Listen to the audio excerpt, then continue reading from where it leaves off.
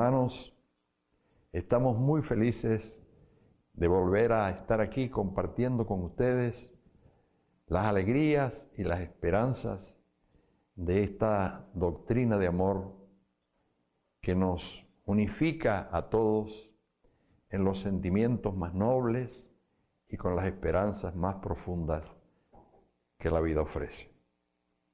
Hoy hablaremos someramente de la figura de Jesús, un hombre que trasciende a nuestra comprensión, va más allá, es más de todo cuanto podamos pensar de él. Su evangelio y sus ejemplos dignifican la vida a un punto insuperable. Vemos que él anda por los caminos donde predicó descalzo, sencillo, amoroso, atendiendo a todos sin prisa. Nos imaginamos el clima riguroso que debió de enfrentar, la inmensa cantidad de personas que se acercaban a él procurando curarse, las incomodidades propias de una vida que no contaba con los beneficios y las posibilidades que tenemos ahora. Y aún así, su mensaje trasciende. Hemos estado investigando su vida porque nos interesa mucho. Descubrimos hace muchos años un libro recibido por la medium Zilda Gama del espíritu de Víctor Hugo, donde se nos informaba que Jesús no solo era el comandante divino de la tierra, sino que su responsabilidad, su gobierno, su poder y administración llegaba mucho más allá. Después, cuando nos deleitábamos con el libro Renuncia, recibido por nuestro querido Francisco Cándido Javier, de la pluma de Manuel,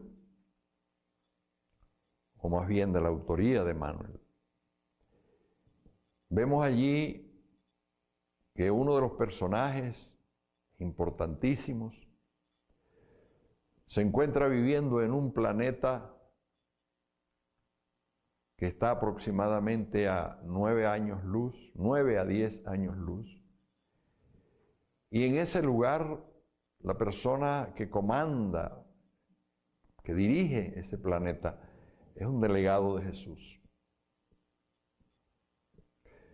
Recientemente hemos tenido la oportunidad de leer otro libro que tiene una cierta revelación que nos interesa a nosotros los espiritistas, que es el libro María de Núñez Maya. Y en ese libro, el autor espiritual Miramés nos indica que Jesús forma parte del equipo, de la comisión que dirige la galaxia, o sea, la Vía Láctea, espiritualmente. Y eso nos hace pensar, utilizando la lógica, que al ser uno de los directores de esa comisión, seguramente participa también en otras comisiones que gobiernan numerosas galaxias. Aquí tenemos una semblanza más o menos indicativa del poder que se ha ganado este ser tan especial. Dios ha confiado en Jesús y Él le ha respondido siempre, al punto de llegar a decir: mi Padre y yo somos uno. Y agregando algunas veces: las cosas que yo digo no son mías, sino son de Él, refiriéndose Jesús al Señor. Hemos comprendido que el mensaje que Jesús nos trajo es un resumen de un código que pudiéramos llamar un código de amor, un código moral, que existe ya en otros mundos mucho más adelantados que el nuestro. Jesús trajo aquí a la tierra un resumen de ese código reflejado en su evangelio y en la forma como Él interpretó las enseñanzas, los enunciados de ese mensaje, que vino a dejar y a ejemplificar. Entonces tenemos un ser especialísimo, que evidentemente no es Dios, a menos que apliquemos el mismo sentido que Él nos dejó cuando dijo: vosotros sois dioses. De esa manera Jesús también sería un Dios, por la participación que todos tenemos en la herencia divina. Jesús es un espíritu sumamente evolucionado y nos deja lecciones impresionantes de todo tipo. Por ejemplo, su interés en nacer en un establo, en un pesebre, junto a los animales. Algunos estudiosos indican que lo hizo para protegerse de malas influencias. No creemos eso. No tiene lógica. Se trata de un espíritu superior que muy difícilmente podría ser atacado, aún en los momentos del nacimiento, por energías negativas. Pensamos más bien que todo ello significa más que nada una simbología en la que Él quería dejar patente la importancia que tiene la humildad, la importancia impresionante que tiene esta virtud. Más adelante, en la revelación espírita, Kardec y los espíritus nos señalan la importancia del amor y la importancia de la humildad en el Evangelio según el Espiritismo y en otras obras. Jesús nos deja esa impresionante manifestación de humildad, naciendo en aquel pesebre junto al vahido de los animales. Y esto nos hace pensar también algo que hemos dicho en otras oportunidades, de que nuestro hermano mayor muy bien pudo haber nacido en la casa de alguno de los habitantes de aquella pequeña ciudad, si estos hubiesen tenido el grado de sensibilidad suficiente como para acoger a una familia cuya mujer, cuya esposa, María, estaba en avanzado estado de gravidez. Bien, los ejemplos de humildad que Jesús nos deja son muchísimos, muchísimos. Es impresionante encontrarlos aquí y allá.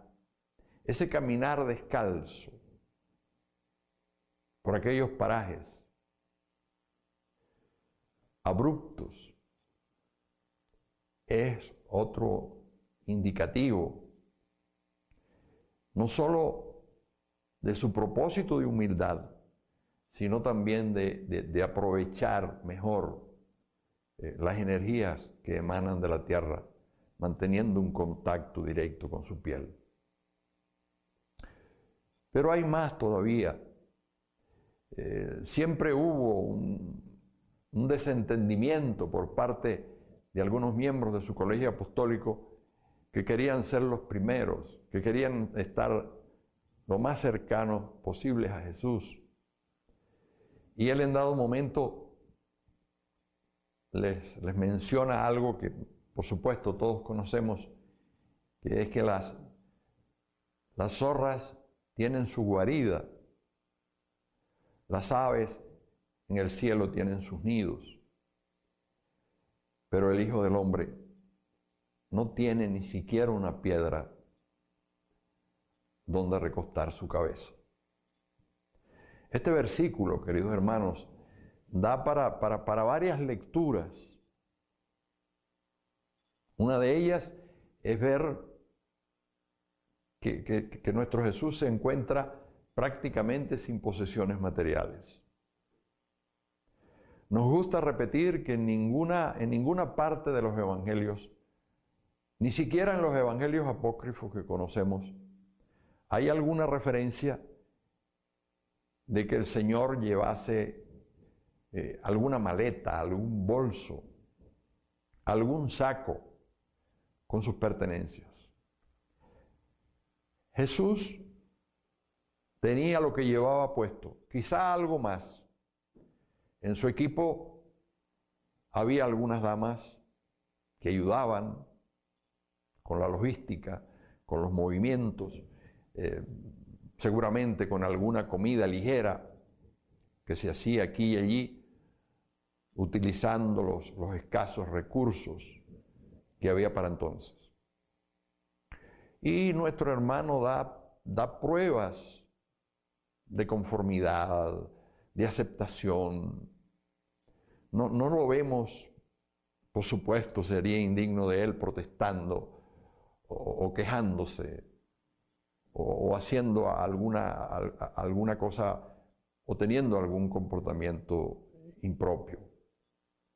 Él acepta lo que se le da, lo que tiene, con alegría, como parte del sacrificio que se impone o que se impuso a sí mismo para venir a estar con nosotros durante esa importante existencia en la que nos dejó tantos tesoros.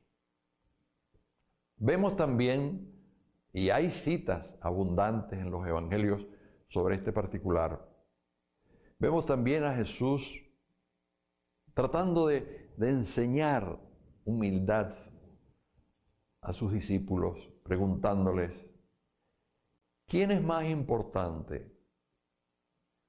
¿El que sirve la mesa o el que se sienta a la mesa? Y ellos les responden, por supuesto, Señor, el que se sienta a la mesa es más importante que el que sirve a la mesa. Y Jesús les dice, pues yo estoy aquí en medio de ustedes como aquel que sirve a la mesa, dándonos a entender siempre que su misión es de servicio. Otro versículo que está allí como un faro de luz, pero que nosotros muchas veces no le prestamos la atención que se merece, es el que quiera ser el primero, sea el servidor de todos. O sea, vemos no solo dentro del movimiento espírita, sino en muchísimas agrupaciones religiosas, sociales, políticas, etc., vemos siempre aquella pugnacidad, aquella lucha por el poder, por adquirir los primeros puestos. Y Jesús en su humildad nos da un nuevo rumbo. ¿Quieres ser el primero? Sé el servidor de todos. Atiende a los demás.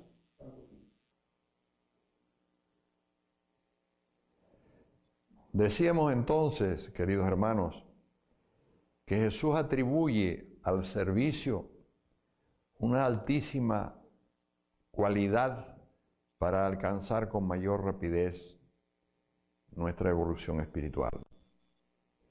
Y que con el servicio se acaban las pugnas. Como se observa, Jesús atribuye un importante papel al servicio personal.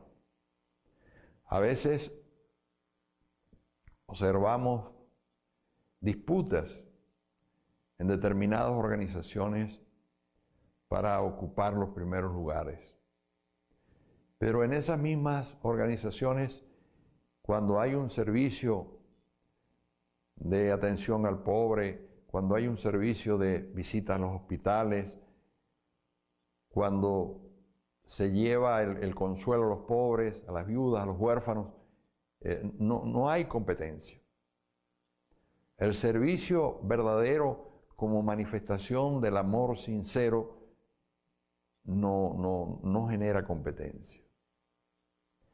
Entonces Jesús da un significado especial a este punto. El líder verdadero, el líder auténtico, el líder natural ha de ser siempre un servidor.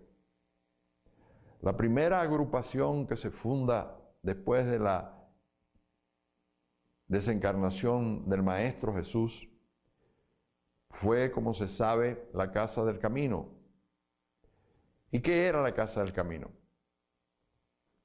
Una casa vieja que alguien donó, y allí se recibían enfermos de todo tipo que los apóstoles se ocupaban de atender. Y en un salón, en una salita, con no mucho espacio, determinadas veces a la semana, se leía y se comentaba el Evangelio, sin que ello fuese tampoco la función más importante de la casa, porque aquella función estaba reservada a los enfermos, a los necesitados, a los que se les predicaba el Evangelio con el ejemplo, con la atención, con el amor, con la conversación digna, con la proposición de esperanza en una vida mejor, en un futuro más elevado y más digno. Vemos entonces cómo el servicio dignifica, cómo el servicio ayuda a penetrar los corazones y cómo sitúa al hombre en la condición de un miembro más del equipo. Cuando hay bastante trabajo en una institución, bastante servicio, nadie está peleando por los puestos administrativos. Más bien, muchas veces notamos, observamos que las personas que ocupan estos puestos están esperando que lleguen otros que les sustituyan, para ellos trabajar con mayor dedicación, consagrándose mejor al verdadero servicio de atender a las necesidades del prójimo. Este punto es especialísimo para medir la importancia que Jesús da a la humildad. Decíamos que el Señor formaba parte de los equipos que dirigen no solo esta galaxia, sino otras galaxias de los alrededores. Y este ser, cuya reencarnación en la Tierra estuvo planeándose por más de 800 años, este hombre que tiene unas capacidades magnéticas muy poco vistas aquí en la Tierra, este hombre nos dice con mucho acierto que el que quiera ser el primero, que sea el servidor de todos. Porque esto es un cambio poderoso que Jesús trae, un cambio importantísimo. Hay dentro del cristianismo muchas cosas que van más allá de todo lo que era conocido hasta entonces y de todo lo que se conoció después. El cristianismo es la primera doctrina que nos indica que debemos devolver bien por todo el mal que nosotros hayamos recibido. Esa respuesta con el bien siempre es una respuesta sabia y en el fondo llena de humildad. Y Jesús va más allá. Si mal no recuerdo, en la única vez que Él se pone de ejemplo, nos dice, y aprended de mí, que soy manso y humilde de corazón. La mansedumbre es una condición especialísima de aquellas almas que ya alcanzaron la sabiduría. El espíritu rebelde, indócil, resentido, no puede alcanzar esos estados de elevación espiritual que conducen a la mansedumbre. La mansedumbre es un estado propio del sabio que todo lo soporta porque tiene un programa superior de vida, porque confía, porque sabe, porque está seguro de que todos estos obstáculos, todos estos problemas que hay aquí en la tierra no son más que situaciones pasajeras que le van a servir incluso para mejorarse a sí mismo y para alcanzar los propósitos que tiene de acuerdo con su plan de vida. Ahora, esta otra idea de Jesús, aprended de mí que soy manso y humilde de corazón. Aquí hay que separar esto de lo otro, porque normalmente aquí en la tierra se dice, no, mira, he ahí una barriada de gente humilde. ¿Ve? Alrededor de aquella ciudad hay muchas favelas donde vive gente humilde. O sea, dando a entender que la gente humilde tiene que ver con la poca posesión de recursos económicos y con la escasa posibilidad social o nombradía social. Pero no es así. La humildad es un sentimiento que va más allá de esto, que no tiene absolutamente nada que ver con la condición económica, financiera, política, social del individuo, sino es un estado de sabiduría en la que el hombre se maneja andando sobre bases asentadas en la roca, sobre fundamentos profundos que nunca van a desmejorar su posición, sino a fortalecerla y a engrandecerla. La verdadera humildad es una riqueza inapreciable para el alma que ella la tiene. Y ser humilde de corazón, si podemos nosotros decir alguna cosa sobre el particular, tratar de entender, tratar de averiguar qué sería lo que Jesús nos quiso decir con ello, porque indudablemente todavía nosotros no estamos en condiciones de tener esa humildad de corazón. Significa vivir sin prejuicios. Jesús fue muy criticado porque buscaba a las prostitutas, porque buscaba a los ladrones, porque buscaba a la gente de mala vida, porque se entendía con la gente del pueblo, porque no buscaba a los poderosos, porque no vivía con ellos, ni su misión era para ellos. Su misión era para todos, pero especialmente para los más pobres. Hay indicios siempre en el Evangelio de esta situación. Indicios importantes. Cuando Juan envía a dos de los suyos para que certifiquen si Jesús es el Mesías, hay una parte que nos gusta mucho recordar porque es preciosa. Jesús les indica que bueno, que los ojos, los ciegos están viendo, los paralíticos andan, o sea, dándoles a entender a aquella gente la cantidad de fenómenos importantes que Él desarrolla. Y entonces concluye la frase, y el Evangelio es llevado o predicado a los más pobres. Esto nos parece de una importancia vital, porque en todas las épocas los pobres han sido mayoría. Y una mayoría que casi nunca ha tenido ninguno de los poderes que son aparentemente importantes en el mundo. Mas Jesús va hasta ellos y responde a sus críticos diciéndoles: los sanos no tienen necesidad de médico, los enfermos sí.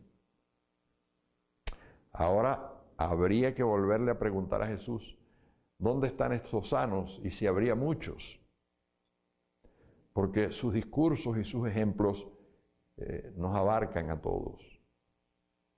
Nosotros acostumbramos a repetir en el curso de nuestras modestas intervenciones que la persona más necesitada de las enseñanzas de Jesús y de los mensajes de los espíritus y de la doctrina que nos legaron ellos y el maestro Allan Kardec, soy yo mismo. Así que la enseñanza es de gran necesidad para nosotros. Y atribuirnos esto ya significa un paso, aunque pequeño, en los caminos de la humildad. Jesús es grande en muchos sentidos, poderoso de muchas formas, pero a nosotros nos llaman la atención algunas de esas cualidades, entre ellas la humildad que Él demuestra siempre, acompañada de una gran serenidad, de un saber dosificar las cosas para que éstas funcionen. Hoy día nosotros tenemos implementos valiosos de comunicación social. La televisión, la radio, internet, otros medios importantes implican una gran movilidad en los caminos de la idea. En aquella época no era así. Era difícil que una noticia saliera de Palestina y llegara a lo que hoy conocemos como Europa. Y sin embargo, Jesús tuvo el poder, la audacia, supo administrarse, de manera que toda esa idea, o al menos la mayor parte de ella, porque hemos visto cómo a través del tiempo algunos de los enunciados más importantes del Evangelio han sido dejados de lado o anulados casi por completo. Y este que venimos mencionando hoy es uno de ellos.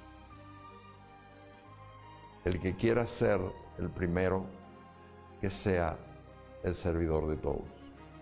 O sea, se entiende al cristiano espírita porque debe ser un verdadero servidor en todo momento de todas las personas que necesiten de él. Llevar el consuelo, llevar la esperanza, llevar la verdad, llevar todo lo que la persona tiene en su corazón como hijo de Dios que sirve para ayudar a otros. Ese es uno de los propósitos del gran mensaje de Jesús que hoy nos hemos atrevido a mencionar para ustedes, deseando que Él, el gran Maestro, nos bendiga y nos ampare hoy, mañana y siempre. Que así sea. Muchas gracias.